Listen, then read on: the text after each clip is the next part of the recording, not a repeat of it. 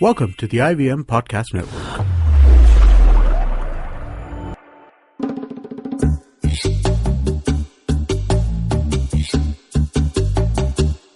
Hey, welcome to Shunya One. I'm your host Shiladitya.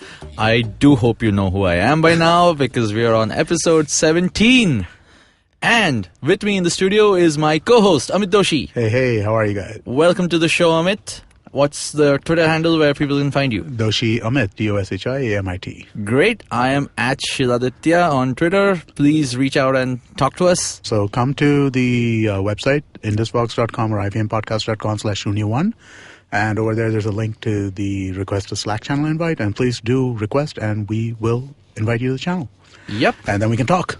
We talk about all the cool stuff which we are going to talk about on next shows and what you want us to ask our interesting guests. Yes. And without further ado, our guest for today is Annkur Agarwal, a very good friend and also another entrepreneur from the Bombay scene. I'm so happy that you finally made it here to our podcast. Finally. And you've been a podcaster yourself, so I definitely want to talk about that. But Annkur, you're the founder of SahiGST, right? Which is your latest endeavor. Right. And it's amongst a whole bunch of other stuff you've done. So why don't you give us a background on your entrepreneurial journey so far? Wow, sure. And again, not a small question, right? Big question to ask. Where do people find you on Twitter? On Twitter, I am Annkur, A-N-N-K-U-R. Yep. That's not my legal name, but yeah, that's a spelling you will be able to find me anywhere on the web with. Right, so on starting up, I started up back in 2002 while I was still in school. And I started as an online seller on Bazi.com. Selling small electronic items and wanted to make a quick buck. And that continued for several years. And after graduating from college, I did not take up a job. So I continued doing the same thing, selling stuff online across various sites. And that was the beginning. And 15 years later, here I am still struggling, trying to build stuff. That's how most entrepreneur stories are. I think when we, especially the ones which have lasted 15 years and then you get to talk about them, I think I've realized that most of us who started in that early computing era have definitely done a whole bunch of stuff over the years. That's true. A number of different things. And back then, I think, like you said, yourself have done, just being able to do business online itself was one threshold crossed. And then it wasn't so much coding for the first person always. It was, I used to burn CDs in college for people. I did that too. Exactly. I used to make posters. I did that too. So that was your, I would say, your entrepreneurial inkling. And then obviously you got into more stuff and then tech happened and most other tech entrepreneurs who've come on board here, the story began. So right. So actually the scene back then and now, if someone today who is 15 years old wants to start up, he or she probably has a good smartphone, 4G connection, very good broadband, laptops. Back then it was CRT monitors. Many of them may not have Windows. Yep. MTNL dial-up internet connections at home. And because and modems which made noise. Modems which had a dial tone, and invariably most of us would have had a shocker of a bill which would lead to your internet getting disconnected from home. And then I would spend a lot of time at cyber cafes listing products on Bazi, getting orders and then shipping them. So if I go back at that time, I really feel I was born now in this era, so that there would have been so much technology to... But at the same time, because the struggle may be comparatively lesser now, I do feel, it's something to talk about. I do feel it's less... it's much more competitive actually now. Yeah, but most people don't do enough. Do you think that? I don't know any 15-year-olds. I really want to meet some 15-year-olds. I don't know. Maybe we're just old farts, right? But at the same time, it does kind of feel like there is a lack of looking at things deeply.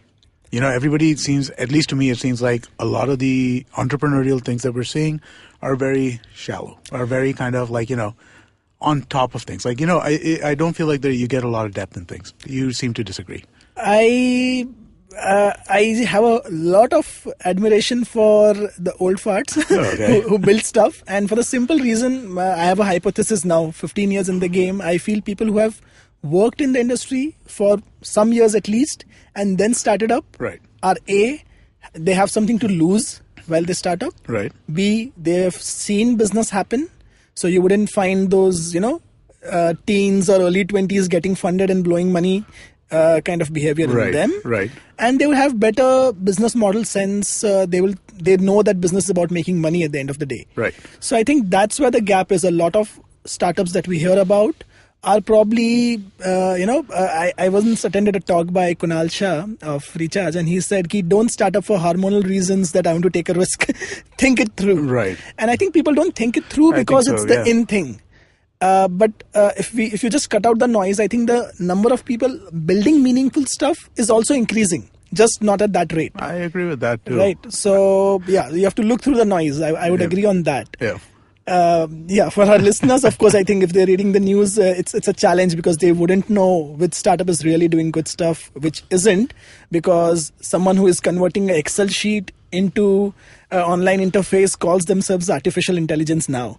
So yes. And it's all jargons to them, right?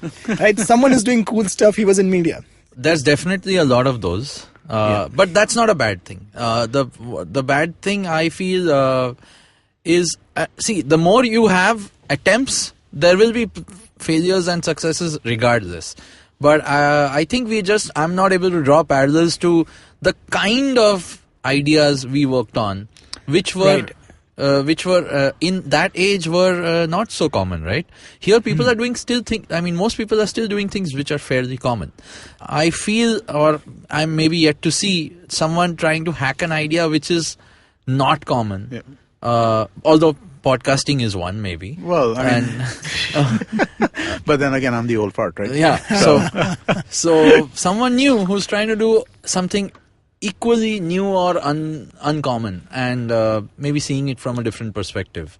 But let's hope there are more of those. So, and maybe we're being a little reductive about what's out there, right? Yeah. I mean, in the sense that, we're making generalizations here, right? But at the same time, I agree with you 100%. I feel like some of the most interesting people are working on some of the least interesting problems. Exactly. And that, I think, is not the best space for us as a country, as a ecosystem, as everything. That's why, in fact, I want to lead into my next question, which I wanted to ask you. I know over these 15 years, you've also done a bunch of stuff for the community. And in fact, I think first met at a Startup Saturday many years ago. And all of these groups like Barcamp, all of these things which have existed and maybe were born in the last decade. What's your perspective on that, and how much do you think it has helped you, and what do you think there's enough participation happening still? How's it going? I know I haven't gone in a while, but what's the space like? Right. So I'll give you a bit of a background on how I landed at a Startup Saturday. This happened in February 2009. I remember the date as well. It was 14 February.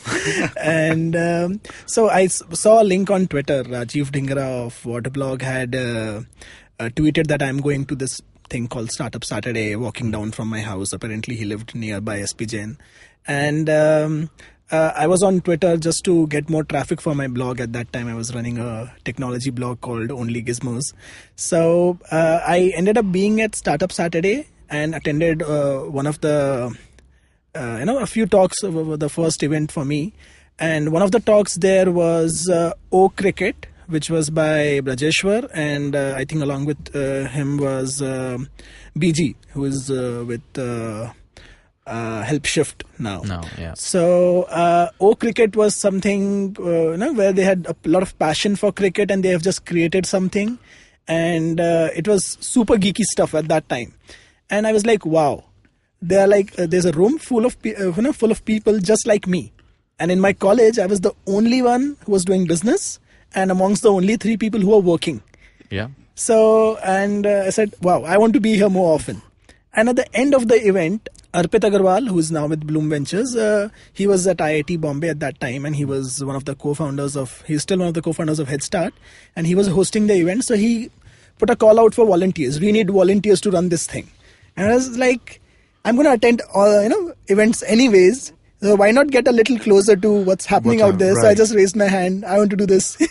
Yeah. Right. And he said, come and see us after the event. And that's how it started. So from my second event onwards at Startup Saturday, I was a volunteer. Yeah. And a few months later, Arpit said, okay, so who's organizing next month?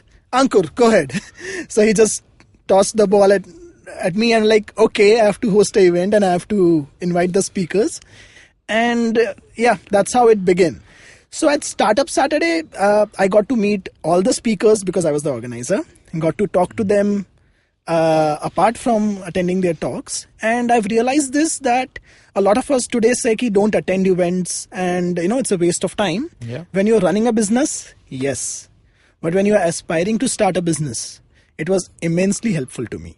So all the hiring challenges that I now face, all the fundraising challenges which we have faced in the past, creating business, almost all of it was spoken by someone out there. Right. We had varied kind of entrepreneurs speaking at Startup Saturday, right from Dr. Velumani of Thyrocare to Dheeraj Gupta of Jumbo King, and Kunal Shah the day he, very soon after he launched Free Charge, the first version. So, and you get to hear all of those perspectives, right, of how they did it, what's happening with them. You got to get to talk to them off the scene, and then there was, of course, the whole Head Start team itself, Netra, Arpit, Aditya Mishra, Amit Singh in Bangalore. So I got to learn a lot from them and became a part of the inner circle, eventually leading Startup Saturdays across India, which helped me create my network in every city out there, and virtually every startup coming up at that time used to be at Startup Saturday. So that really helped. That's when I met Pankaj Jain also. He used to organize Startup Saturday in Delhi. He was again a co-founder of Head Start. So met Pankaj Jain there. Pankaj Jain moved on. He started to do something called Startup Weekend, which was more of an international thing. And I volunteered for that as well. I participated in a couple of startup weekends, first somehow in Cambridge and then in Hyderabad.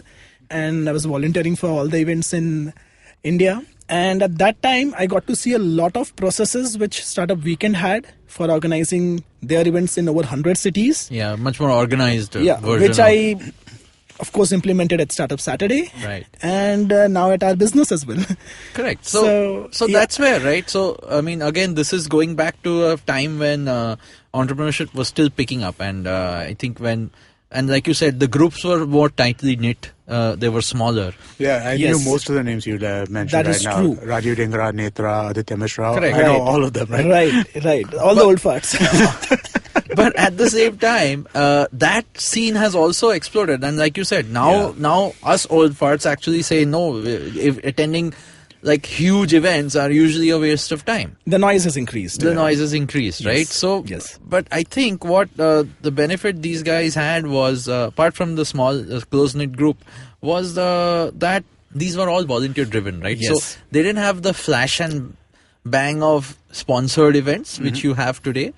But they had some amount of genuineness. So let me tell you why it used to work so well back then. You just told me something a few minutes back before we started this show, that all of your startups has been something where you were solving your own problem.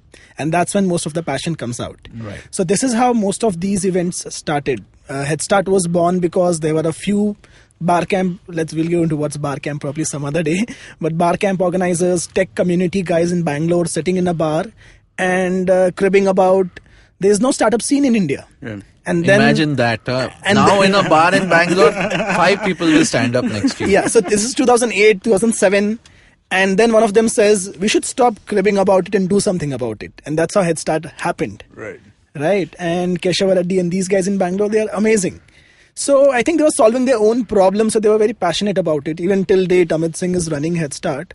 And it's brilliant. Now, of course, where we used to have 100 people attending tops monthly Startup Saturday event, it can go as high as 500 now. 500, 600 people attending a monthly startup event which is meant for early stage entrepreneurs. So yeah, there's been a gold rush for sure. Yeah, I would agree with that for sure. I mean, that makes sense.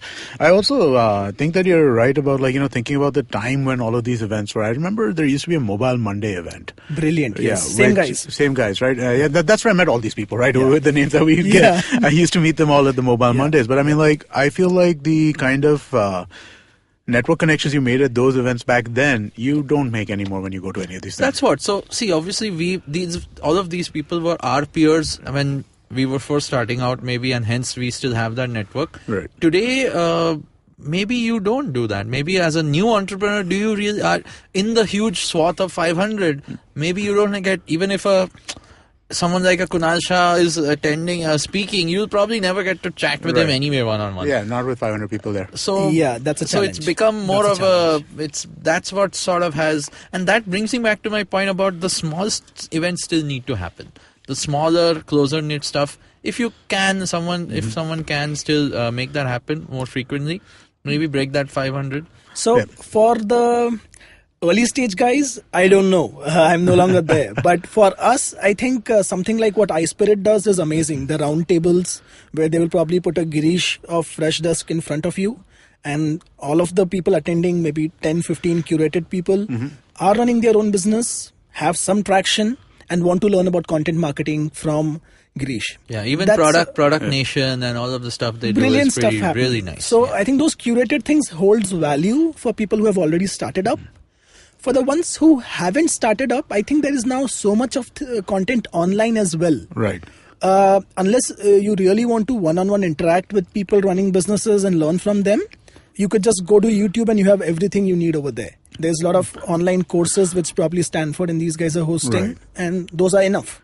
Nice. So that wouldn't be a challenge. But yeah, I see a lot of value personally in meeting people one-on-one and talking to them versus an online conversation. Actually, you know what, now that you mentioned, even I think, not to toot podcasting horns, but I think podcasting also kind of helps a lot with that, right? If you listen to stuff like the new Reid Hoffman show, or you listen to this stuff by Tim Ferriss, or Exponent, or you listen to all of this stuff, you get a lot of insights. Or even on our network, if you listen to the Vishal Gondal show and Catch Ronnie Screwwala's episode, you will then get something cool out of that as well, right? So, I mean, you get these long conversations with people who are able to give you a great degree of insight, which maybe does act as somewhat of a substitute to the event itself, right? To the networking. Correct. So the content is important. Yeah. That brings me to wanting to ask you about when you were, again, post your initial phase of selling stuff online and, getting, like we all did, initial basic business building up that background. Yeah. What made you start a product like Pricebaba, and how's it doing? Because that's been, I've known you since you were the founder of Pricebaba, beyond the events and all the other non-profit volunteer stuff you've done. So Pricebaba happened again, solving a personal irritation that I had. So after I gave up online retail and became a full-time blogger, it was pretty chilled life. I just wish I could go back to that chill in my life ever. But a lot of my friends kept coming back to me and asking me about shopping-related questions. If they want to buy any gadget, they will ask me about it. And I realized since I have stopped retailing myself, they still rely on me for that information. And they seem to have valued that information more than the transaction. So I said, let me make an online platform where they can go and search for anything they want and find the local prices for it. Nice. So we started Pricebaba. We got some 110 retailers from Mumbai, listed them on the site, and started updating their prices on the site. And since I had attended a lot of events, I said, let's try our hands on business which needs fundraising, because we want to do something big. So there was no revenue model, of course. The whole idea was we'll organize all the local data in India. We'll get all the local prices on board. Okay. So we narrowed our battle to one single category, mobile phones, went to 15 cities over time, got all the data that I could over there about local retailers, gave them whatever tools was necessary, even set up a small calling team which will call and take prices from them, keep updating it all the time. And that sort of worked a bit. Of course, it never saw a lot of investor traction, but it saw a lot of user traction, where people will, at peak, we were serving 5 million user sessions a month And all of that was organic, no advertising ever. All our fundraising went in salaries. Right? Product, yeah. Yeah. And so, of course, if I look back now, I've published a long essay on why that business model did not work, why we could not monetize it despite having 5 million user sessions organic a month. So not that we are burning money. And somewhere around the same time, 2012 to 2015, online shopping also boomed like crazy. So a lot of discounting happened, and particularly in the mobile phones category. Right. So, of course, now when I go back and think, if I have to start Pricebaba again, I would do it very differently. I'll probably not raise any funding for it either, because now I realize the market size was just not there for what I was doing, and it was very unproven. Right. So, so Pricebaba happened. We raised some amount of funding for it, went to 500 startups in Silicon Valley. Yeah. Spent some time in the accelerator there. It was all great learning. Unfortunately, of course, that original business model did not work, but we still serve over 3 million user sessions a month, all organic. So we have a team, we run it like an online media company now. And yeah, it does make some money. Yeah, see, so I think that's the ultimate goal of a business also, right? To eventually set up revenue and return money to investors. Correct. Make money for the stakeholders. That'll happen. That's the thing. Happen along the way. Yeah. Yes. But I value the fact that as an entrepreneur, all of us have had to take these hard calls on the direction you go with your company, what you do, you twist, pivot it, abandon it, whatever. But ultimately, if you have everyone's interests in mind and everyone believes that this business can go somewhere, I think taking it there if might take longer, but at least the ship is still sailing. So right. I think that's a very important aspect of, like, I would say perseverance is the aspect. Surviving is winning. Exactly. I think that's I agree with people so again, that was one of the concepts which has sort of become a little twisted nowadays, because the story is always around funding and raise the next round and raise the next round and go bigger and go faster. But funding is only one way of survival, and it's not available to everybody, right? I mean, like, you have to also look at a P&L statement, right? I mean, like, at the end of the day, that it matters how much you spend and how much you make. Oh man, I don't think most entrepreneurs in the last 2 years who've raised money knew even what a P&L was. When I'm pretty sure a lot of entrepreneurs did not ever see a P&L before they saw $1 million. I'm not going to say that that's not true. I am pretty sure it was. I think that... I know it as a matter of fact. Yeah, see? So there are definitely examples out there of people who didn't know a lot of the aspects of running a business and got into the mix of it, and hopefully they won't waste enough money from people. Yeah. And eventually return those investors' money if they haven't already. I think they would. Okay, cool. We're going to take a break and come back and talk about SahiGST. Absolutely. Hi, I'm Amit Verma, the host of the weekly podcast, The Seen and the Unseen. In my show, I examine the seen effects and the unintended consequences of public policy and private action. I show how policies meant to help the poor often end up hurting the poor. I've done episodes so far on demonetization, GST, surgical strikes, immigration and MRP. And I will continue my forensic assault on the truth in the weeks to come. Catch the show every Monday on the IVM Podcast app or any other podcasting app that you prefer. Or visit seenunseen.in for all the latest updates. Hey, welcome back.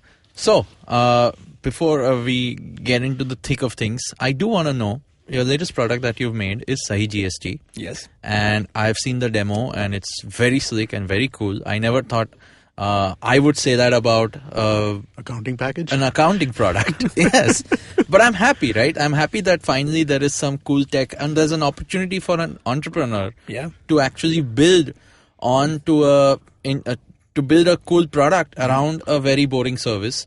And that too, it's not just it's not an offline software product, it's an online product working with a government system. Right. So Just tell us about why this, why now. Well, actually, first describe the product, right? In the sense of for people who are not as familiar with it, give your 1 minute overview of what your product is. All we know is GST is awesome and it's supposed to solve all our problems, but it's just making more. If I have to explain in the elevator pitch of what SahiGST is, we help you give a Facebook or Google-like experience for filing your taxes. Wow, that's a pretty neat pitch, and That's I don't know if I love it or what, but yeah, see. Yeah, we make paying taxes easier, like it or hate it. Yeah. That's a great pitch. So the whole idea of GST from a technology point of view is what the government wants is that every transaction that's happening in the country, especially every B2B transaction, they want you to upload all of those transaction details, basically the invoices, to the government portal. And if I say I have sold something to Amit and I have given his tax identification number, and Amit has declared that he has bought this from me and he has given my tax identification number, that transaction should also match on the government portal. Right? Yeah. On the government backend, those transactions match. That these two parties have said that they have done business with each other. And all this while this wasn't happening, like this didn't exist. All this while, of course, some states have tried this. Can't say it wasn't happening, but it wasn't happening with this amount of precision and technology being put. And of course, in 95% of the cases, it was not happening. What you will do is you will say, this is my monthly sales. That's the summary. This is how much purchase I have done, so I have some input tax to set it off, and I'm paying the difference. That's it. That's it. No proofs, no nothing, no real... Proofs would come in when you get under assessment. So it's like 1 or 2% or 3% businesses will go under assessment at some point of time, and that's when proofs are looked at. Right. But even the earlier challans, you would put that in, right? That this money came from this person, this money came from this person. No. In Maharashtra, they did something similar. I think there was something like that. For TDS was there. TDS, yes. TDS is matched, totally matched. Okay, TDS TDS is matched. I'm thinking about TDS, I'm not thinking about But for VAT service tax, it was not done at invoice level. Okay, all right. For TDS, it was done. That still That's remains. the only thing. TDS is the only thing which was always there, and you had to, if you deduct TDS, you have to upload it somewhere. Right, yeah. That was more for income tax, right? So TDS is income tax. Yes. Yeah. But this is actual, in all those micro taxes. There's a lot more to it. So, I mean, again. Yes. So if I have to give you some idea of what it looks like, GSTN, which is the GST network, this is the company building the technology backbone for implementing GST in India. They expect 3.5 billion invoices to be uploaded on the government backend every month. Okay. 3.5 billion. Now, let me give you a case that I sold something to you for 1,000 rupee, 1,050.50, and I applied 9% tax on it. And whatever the tax amount, it's in certain decimals. And of course, I make my invoices. I'm a small business. I make you round it up. Right? I make it on my own with hand. It's paper and pen, or I use a Word file, which I personally did for a long time. Even at Pricebaba, we had only 10 invoices a month or 11 invoices a month. Yeah, Word file template. So make a Word file template, and then someone does entry in the accounting software, and then the filings happen. Yeah. And the same process is at your end. You get the physical bill, and then you do an entry. Right. I put in the amount as, tax amount as 100.56. You put it as 100.55. That may not match. Yeah. Or if I forgot to put one of the invoices in the system this time around in GST, or if you forgot to put one of the invoices, or you put my GST in with one digit wrong, or anything happened, for whatever reason that mismatch happened, and it really happens, that would be a reconciliation issue, and that's what our software solves for you. Right, yeah.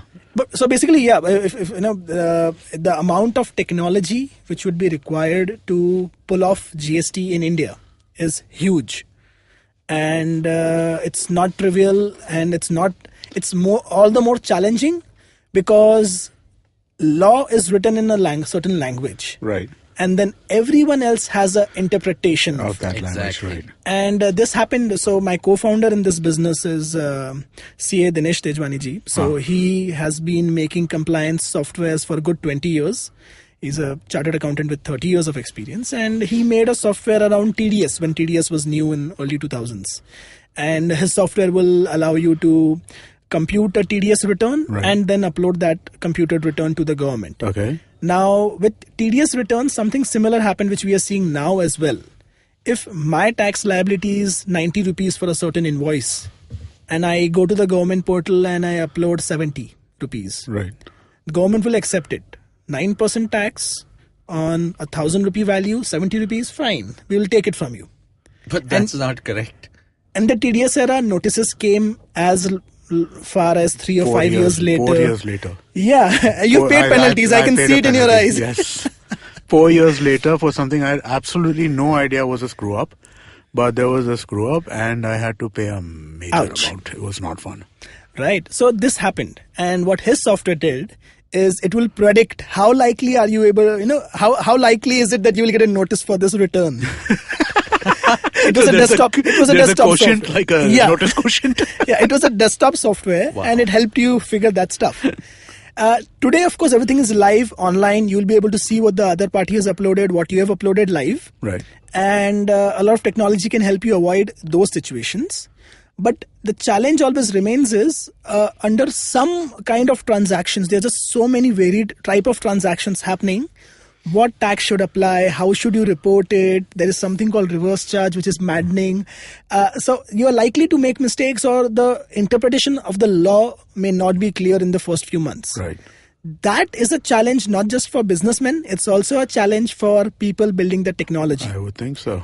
And I mean, like, there's so many of these wacky things going on right now with GST, right? I mean, like, so for invoices that I'm doing right now, right? So it used to be that service tax was charged based on where the delivery of the goods were, right? Now GST is charged based on where the consumption of the goods are.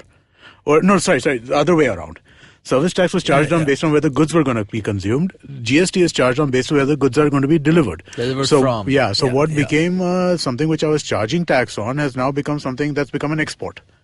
And now it's an export, and I need to have over 1 crore rupees in export to not have to pay advance tax. the whole bond stuff. The bond stuff, yeah. Oh my God. So it is such a mess in that sense.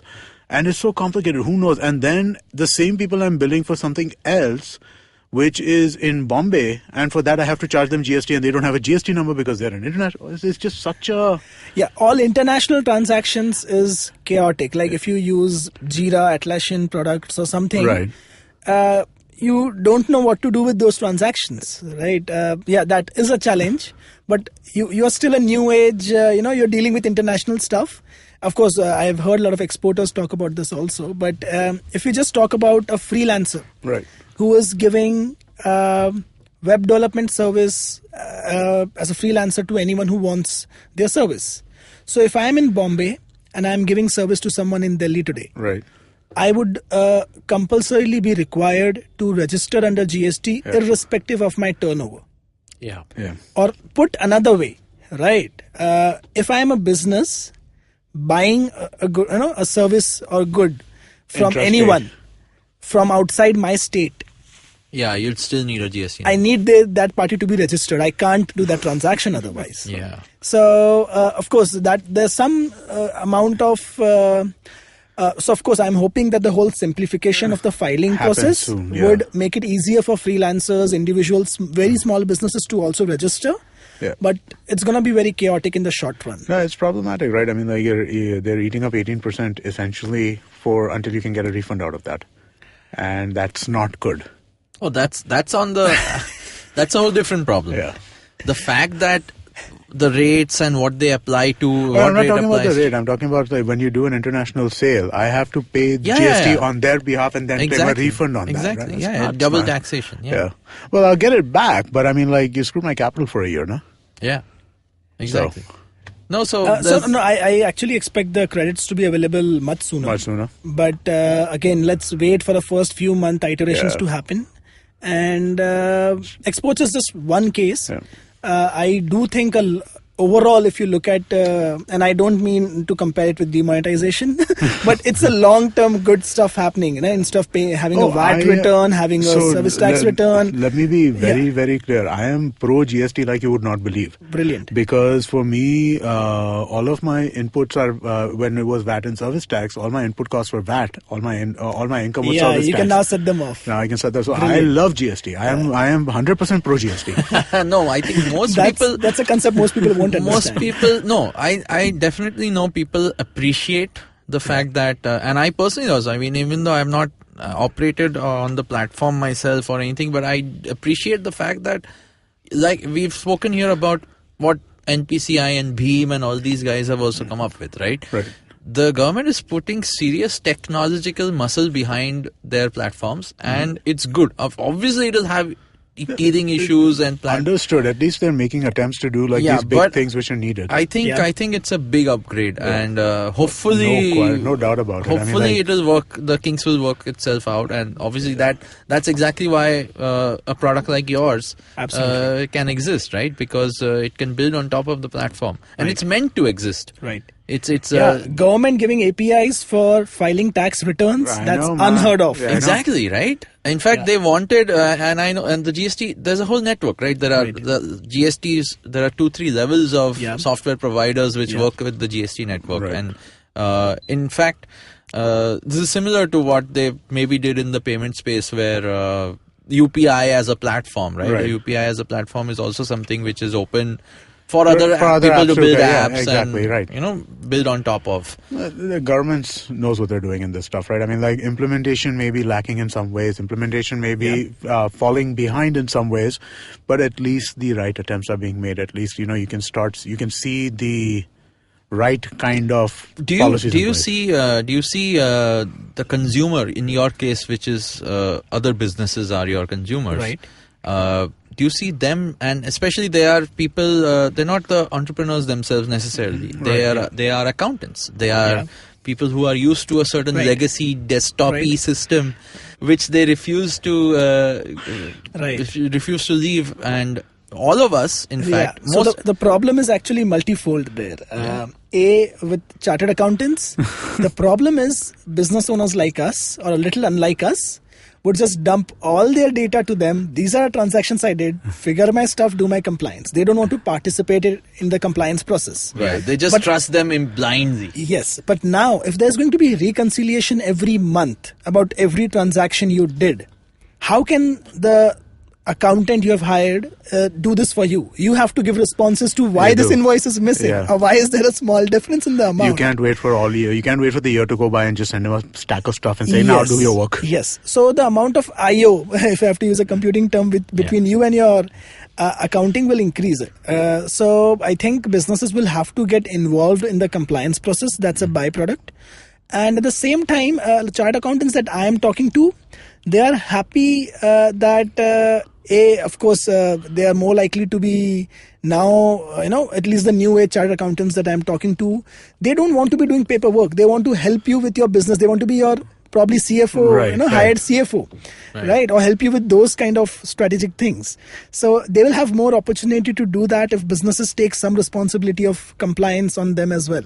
But of course, this is like too far. This is hoping for the best. Yeah, in the short term. But I think, but what you're saying, I think that you're leading towards that. I mean, there's an inevitability that is going to need to have to happen.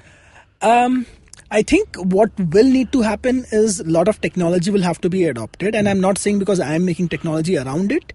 I think what will happen is that if I am making a transaction today, the way I structure my technology to empower that transaction will define my compliance. So how good is my ERP or accounting system and my practices of using them? Right. Most of the gaps happen where the way they are handled. Shortcuts, I know. The shortcuts are made. Basically you don't file your paperwork internally on time. You don't note things on time. You just do things without paperwork. So purchase order is not there, that's fine. Okay, just kind of go ahead and do it. The people just, that's the issue that I think. So processes will have to be fixed. Digitization would increase for serious businesses. Mm-hmm. For smaller businesses or even freelancers, I think there is a very good now chance to start adopting some technology at least. And there are a lot of tools out there for different purposes, right? From invoicing to accounting to filing, which is where we come in. Right. So, yeah. But coming back to my original question, and I have before this pressure from the government was there to comply and adopt this kind of tech. Like you said, so there have been tools out there for many years, right, which would help you regularize your processes better. And again, as a freelancer or an entrepreneur, you start with a small team, so you definitely don't have the luxury of hiring a full-time person or outsourcing stuff so easily. So you tend to have to do things yourself. But when you start working with an outside accounts firm or an accountant, their resistance towards online platforms have always been there. Yeah. It's still there. It's changing, and it's changing dramatically with the GST. Mm-hmm. But I think like even if it's a desktop software, it's fine, so long as it's used the way it should be used. Right. And I don't see millions of accounting professionals changing their habits overnight. Right. So I think software makers and the industry both will together learn. Right. Cloud, of course, I think things are moving there, so that you're not locked down to a single desktop, right? To look at your accounts. That's one of the most irritating things to me. Right? I have one Tally installation. It's on one laptop, and that whenever the accountants guy comes, you have to make that laptop available to that person. It's just a little aggravating. So I think personally, Tally is like Windows. It has democratized how accounting happens. Everyone speaks the same language. Right. And within the chartered accountant community, it works great. Within the accountant community, it works great. Right. I think we personally, I don't think I can pass I can't pass an entry within Tally myself. I can't pull a ledger out. I wanted to get a ledger for somebody who we are doing something with. I couldn't pull a ledger out. I mean, that's nuts. I think that's where I think, and I would expect, now Tally is, if Tally wouldn't have given a GST compliant version, GST won't happen in India. I would go out to say that. So I really believe they are the backbone for accounting in India. That's true. So I totally expect them to up their game, do more consumer-friendly stuff sometime in the future. In fact, I somewhere read an article that there's a cloud version coming up. At the same time, at least Zoho reporting and stuff, right? I mean, I don't understand why at least reporting and stuff is a little easier, right? I mean, being I've able never used it, so I can't comment. Okay. But I like what Zoho is doing, right? It's a good cloud software, affordable. Do your billing there. And I think Zoho is great. I think I really, a couple of years ago when I was starting this, that time I was evaluating accounting stuff, and I wanted to see what worked for me. Right. And I really wanted to use QuickBooks. I mean, I thought QuickBooks the online QuickBooks would work really, really well, because again, this is not a high volume business, right? This is not a business where you're doing hundreds of receipts a day or something like that. This is we were talking about 10, 12 invoices a month, that kind of thing. So for that, I thought something like this would be great. My CA shut me down. If I am to take a guess on cloud softwares for accounting being used in India, add up all of the cloud softwares there for accounting. Right. Not less than 100,000 active users a month. I would be shocked if it was that many, because CA all of them combined. Individually, I don't think anyone is in double digits. Yeah, because CA is thousands. They just don't want to take that stuff. They're just like, no, we know Tally. Our operators know Tally. Yeah. Give me Tally. And given it's like Windows, and it works. It works. But knowing I think it's time to evolve though as well. Yeah, knowing this, and I think you were quoted somewhere saying that you guys are basically amongst the cloud first platforms, right? So we one of the first ASPs, at least amongst the well-known ones, the funded ones. We are the first who is now able to take your data and upload it to GSTN. Okay. So we are the first ones to do that, and our clients are super happy about that. I would think so. Yeah. But so here is what we do at SahiGST. Wherever your accounting is for the last 10 years, we don't want you to change that. We don't compete with that, and that's why I can openly appreciate all the accounting guys, right? It's a tough job. It's not easy to make an accounting or a ERP thing. I would not think so. The amount of nuances, the kind of transactions, complexities, different states, it's maddening. And every industry has their own way of doing things, right? From jewelry to manufacturing and different kinds of manufacturing to trading to services to guys like you who do international stuff. So it's crazy. They deal with all of that. Right. And what we say is continue doing your accounting wherever you do. We will take an export from you in Excel. We will digitize it, send it to GSTN, catch any errors on the way, help you do reconciliation between you and your suppliers, vendors, customers. Right.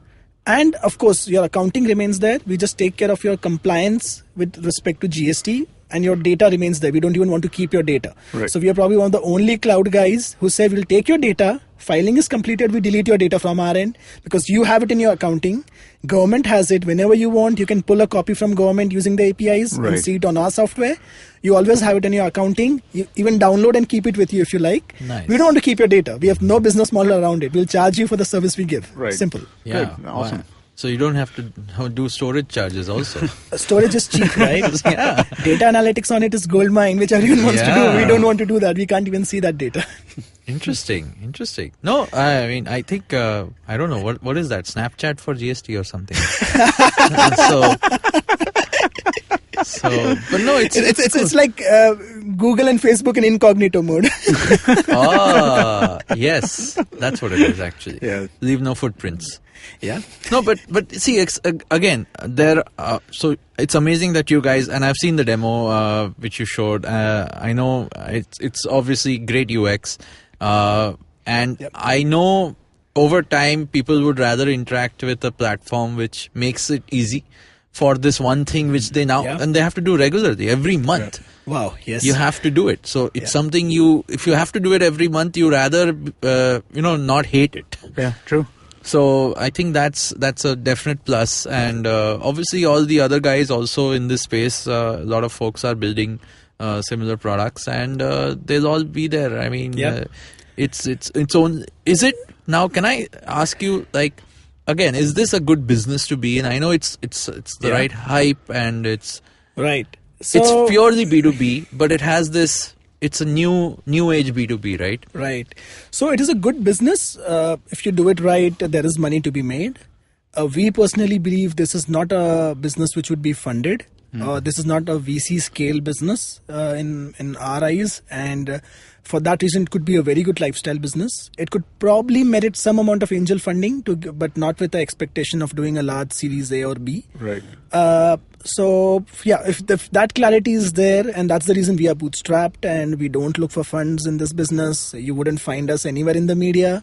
We are just totally focused, internally focused in the true sense, building it out. And I think a lot of Tejwaniji's experience in building a software in compliance space over the last 10-12 years, which he exited to Thomson Reuters. So of course acquisitions are very few in this, but we have seen an exit within our founding team itself. And the idea is that I don't see a market size that justifies raising funds. So that's at least the way we calculate the business model. It does not occur for us. I think I'm not saying. I think it's a great thing, right? I think this is sort of again harking back to our calling ourselves the old generation of entrepreneurship. Before it was cool to just be funded without even 2 slides. We always thought of solving a pain area and obviously getting paid for it. Right. The thing now is, and that's what Tally did, right? It's a 300-400 crore rupee business without a VC funding, right? Correct. So or even Zoho for that matter. Yeah. Even now, it's great that A, the government has a platform which you can work with and build tech on top of, and B, it's encouraging or enforcing the fact that other businesses have to buy into it. Yeah. And that's where I think there's definitely money to be made. I hope similar to this, there are other opportunities in the country. I think there will be, right? Well. I mean, like, not every business is, like you said, not every business is going to be this massive VC funded kind of business, right? There are a ton of businesses, a ton of opportunities that exist in a smaller space, but very lucrative space, right? I mean, like, if you have headway to get to a company that's doing 50, 60, 100 crores a year in revenue, that's a lot of money, right? I mean, like that, but that's not of a size that VCs look for scale, which is a different kind of this altogether. And this is I mean, like, there are a lot of businesses like this, which I think these are interesting things to work on because you're solving real problems. I think as a force of habit, I really hope this encourages an era of choosing cloud businesses or cloud platforms across the board, right? Even when you said, right, as an ERP or an accounting package, tomorrow I hope the new age businessman choose or prefers a cloud-based platform rather so than here's what happens, over time. right? Your new age businessman will probably not use the software himself or herself. Right. It would be used by someone who comes from the same background, in accounting background, or the same education system. So, what's the biggest cost at SahiGST? It is the support team. The salaries for support. Both my co-founders are the only developers on the project. You saw the product. That's why we want to stick together. Right. So they're brilliant. But the biggest cost is support. The biggest variable is support. Right. On any given day, we expect more than 10% of our user base to call us for support. Wow. And during filing days, lot more. And that is because people can run into hundreds of issues. And Indian SMEs, if you're selling a product to them, which is core to their compliance, phone support is what they expect it, and they expect it like phone support is expected. That's the selling point. We are not even selling it on the UX design simplicity. We will pick up your call. We will be there for you. Mumbai is flooded, but we are answering your calls entire day. That's the promise. Right. Exactly. And that's why people buy it. In fact, the whole services market all these years domestically has actually relied on even worse. I mean, I know... Visit me. Visit me, yeah. I know people who have had, again, very successful desktop software selling businesses, like the whole restaurant industry I've worked with before, still runs on POS systems, right? POS software, which is now moving to the cloud, but before that it was all desktop POS, and it's like one day it's down, hey, the guy has to come. He has to come to me because I don't have time to do a phone call. Yeah, for a long time there was literally a monopoly, right? Shawman was the only one who was selling software because the sales tax would only accept Shawman software. Wow. Yeah. I didn't know that. Yeah, so I heard that. So I have friends who own restaurants and stuff like that, right? So they got locked into Shawman because Shawman was strict about this. They wouldn't come and make changes in your thing. Right, in your register that in your database, they wouldn't come and do it unless you had to have somebody come over there and do it physically and give them a reason. Then and only then would they make changes in your database. So because of that, sales tax used to trust them. Ah, okay. Wow, no, that's very interesting. It's a very interesting. Angle. So in our business, it's about how efficiently can we take your data, run validations on it, have you done something wrong, give you those warnings, and then take it to the government, file it. And of course, anyone who has filed a tax return or has heard about it would know then the last day the site goes down and you're pressing button on the website or just hoping the web page will load for you. Thankfully now it's API driven with a lot of different nodes connecting to the government. We would hope that the system won't go down, or at least you wouldn't have to sit on a desktop pressing button on a web page, because you will just send the data to us. You will authorize it, and our server will keep pinging government to send it to them with an authorized API, not a hack.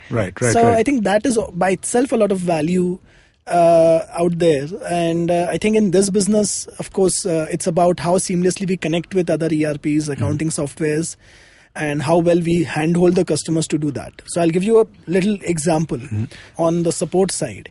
If the government says that your tax, which is calculated, needs to be on a certain bill up to 2 decimal precision. Right.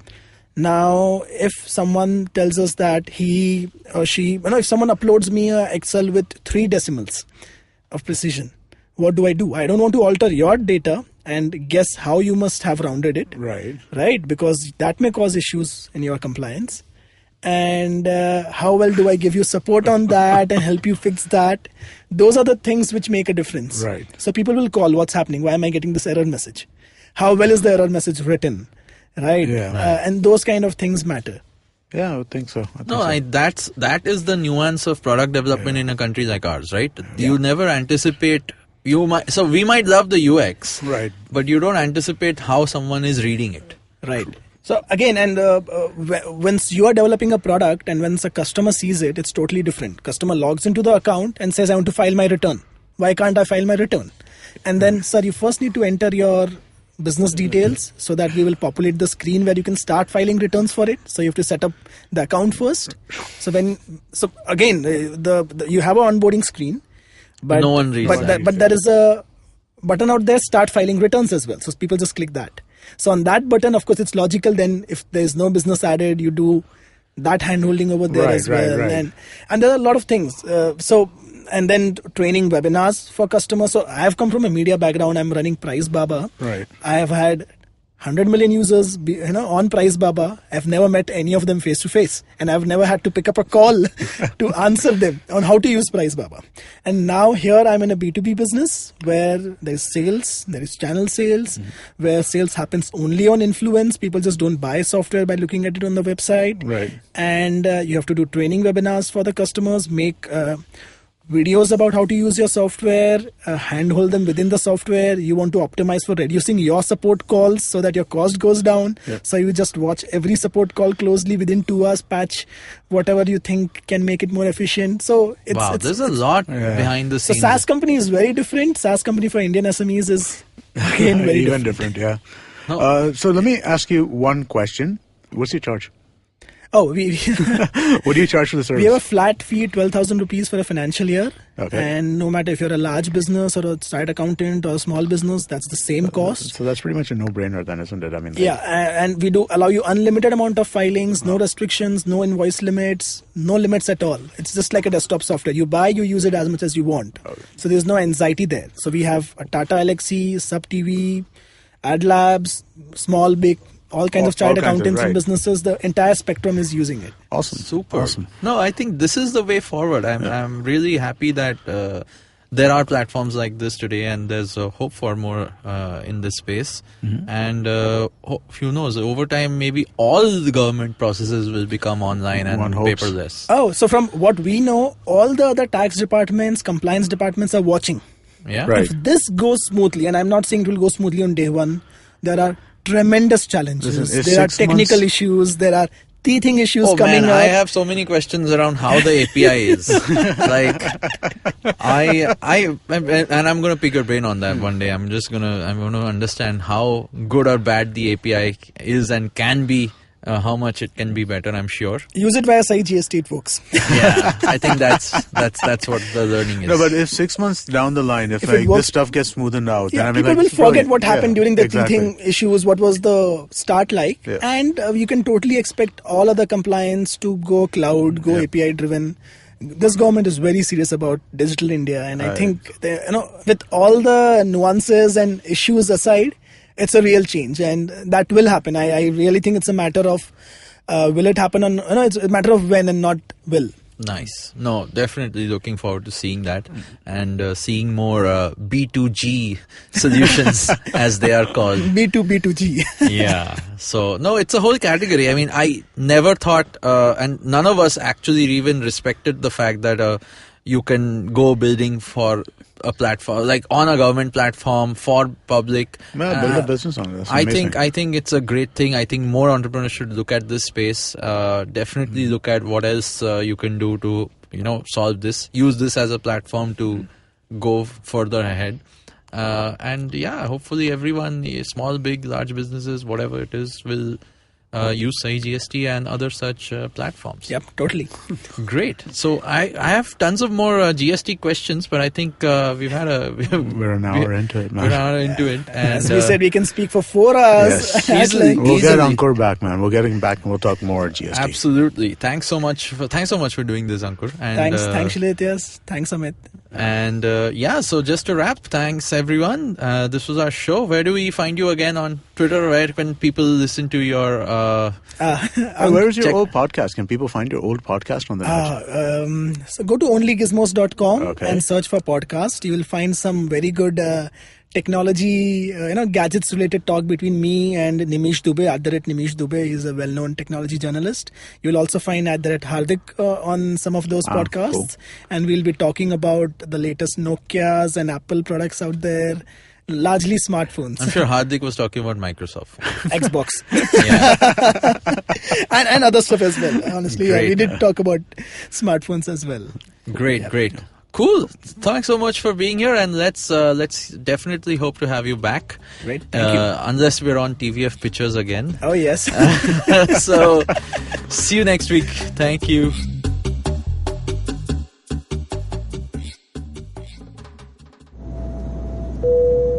Good evening, ladies and gentlemen. This is your captain speaking. Sorry to say, but there's been a slight delay due to the apocalypse having suddenly begun. As you can see, there's death, destruction, and chaos taking place all around us. But don't you worry, food and drinks will be served shortly, and I would recommend checking out IVM Podcasts to get some of your favorite Indian podcasts. We'll keep you going till this whole thing blows over. Thank you.